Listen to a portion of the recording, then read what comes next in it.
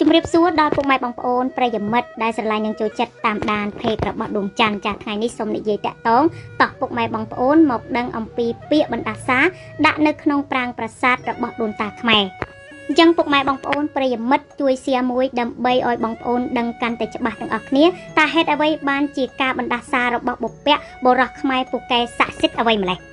តើហេតុអ្វីបានជាប្រាសាទបុរាណរបស់ខ្មែរនីមួយៗត្រូវតែធ្វើពិធីដាក់បណ្ដាសាអញ្ចឹងតោះពុកម៉ែបងប្អូនចាស់ប្រិយមិត្តយើងមកស្ដាប់ទាំងអស់គ្នាបុព្វបុរសរបស់ខ្មែរយើងមុននឹងបានសាងសង់ឡើងប្រាសាទនីមួយ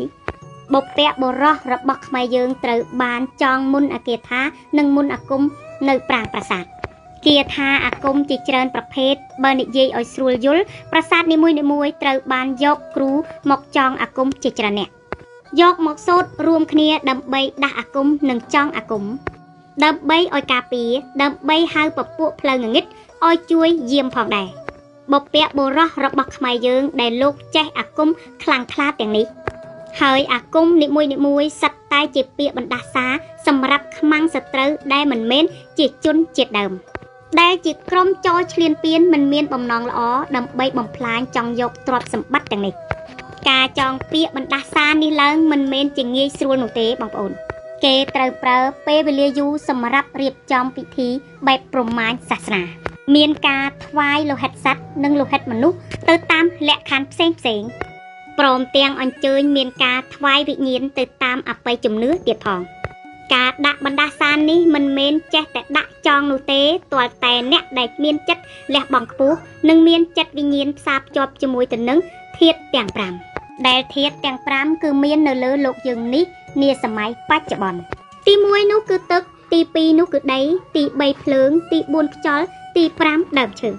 បងប្អូនប្រិយមិត្តយើងបានដឹងហើយថាធាតុទាំង5នេះត្រូវបានសម័យឥឡូវយកជាប្រយោជន៍ក៏ប៉ុន្តែផ្ទុយទៅវិញធាតុទាំង5នេះគឺជាអាវុធមុខពីរផងដែរបានធ្វើឲ្យមនុស្សលោកទុក្ខទោសផិតភ័យផងដែរក៏ដូចជាគ្រោះទឹកជំនន់ភ្លើងឆេះផ្ទះខ្យល់ព្យុះជាដើមហើយអ្វីដែលពាក្យនេះខ្ញុំចង់និយាយធាតុទាំង5នេះត្រូវបានបុព្វបុរសខ្មែរយើងត្រូវបានយកធ្វើជាកម្លាំងនៅពាក្យបណ្ដាសាសម្រាប់ពូជអម្បូរជាតិសាសន៍ផ្សេងដែលមានចិត្តបំពេញឬក៏មិនមានចិត្តគោរពប្រាសាទទាំងនេះដោយប្រការណាមួយពួកគេនឹងត្រូវធាតុណាមួយទាំង5ដាក់ទោសទណ្ឌដល់ពួកគេទៅតាមកម្លាំងនៃការបណ្ដាសាបូជាហេតុនេះហើយពុកម៉ែបងប្អូនបានឃើញសកម្មភាពរបស់សៀមឈ្លានពាននិងបំផ្លាញប្រាសាទព្រះវិហារផ្ទាល់ជាក់ស្ដែងសៀមបានបំផ្លាញខ្ទេចខ្ទីមានសល់ក៏ប៉ុន្តែពេលនេះសៀមបានយល់ឃើញថាជារឿងចៃដន្យទៅវិញ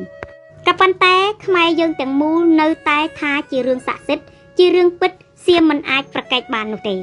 ហើយអ្នកដែលបានចេះមុនអាគមពិតប្រកបរបស់ខ្មែរយើងគាត់បាននិមិត្តឃើញថានេះគឺជារឿងកម្ពីនៅអ្វីដែលសៀមបានសាងនេះគឺជារឿងពិតដែលបុព្វបុរសរបស់យើងគាត់បានដាក់នៅក្នុងប្រាង្គប្រាសាទវីដេអូមួយឃ្លីបនេះសង្ឃឹមថាពុកម៉ែបងប្អូនស្រឡាញ់និងចូលចិត្តនិងជួយ share ចែករំលែកដើម្បីបានវីដេអូថ្មីៗជារៀងរាល់ថ្ងៃជាចុងក្រោយជូនពរឲ្យពុកម៉ែបងប្អូនចាសុខសប្បាយគ្រប់គ្នានាងខ្ញុំដួងច័ន្ទជាអ្នកអត្ថាធិប្បាយសូមគោរពសូមជម្រាបលាជួបគ្នាជាមួយទៅនឹងវីដេអូថ្មី